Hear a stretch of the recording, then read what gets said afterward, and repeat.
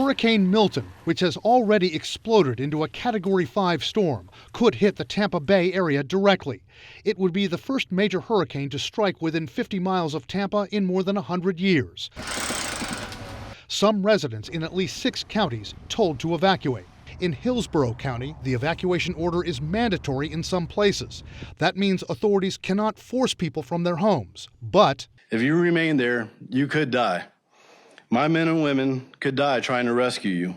What makes this especially dangerous in places like Tampa and Fort Myers is that those cities are still recovering from Hurricane Helene, which has killed more than 230 people in 6 states, with the death toll still rising. For those in the mandatory evacuation zones who decide to stay put, Florida officials have a dire warning. You probably need to write your name and permanent marker on your arm so that people know who you are when they get to you afterwards. And we are still seeing, as we're uncovering folks on the beach who thought they could stay there, and the storm surge got them. The international airports in Tampa and Orlando closing ahead of the storm.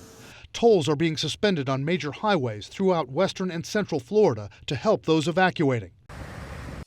Despite a long list of economic challenges, China is still pushing for a growth rate of 5%.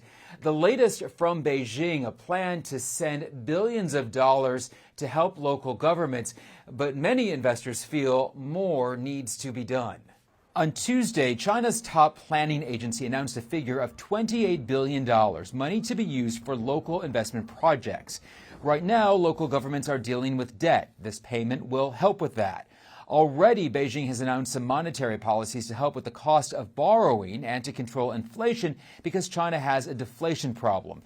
As economists wait to see just how much more money will be added in the future, the chairman of China's Economic Planning Division is expressing confidence.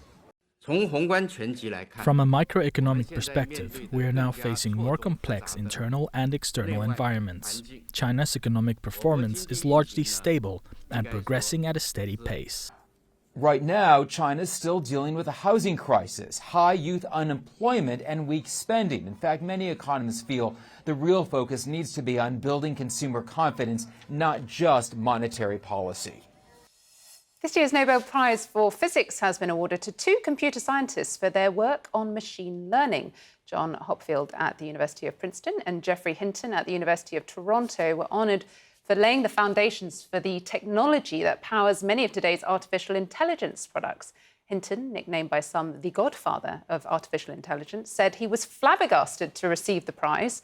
And while he predicted that AI could bring valuable benefits in areas as healthcare, he cautioned there could be dangerous consequences, and humanity had to ensure AI does not get out of control.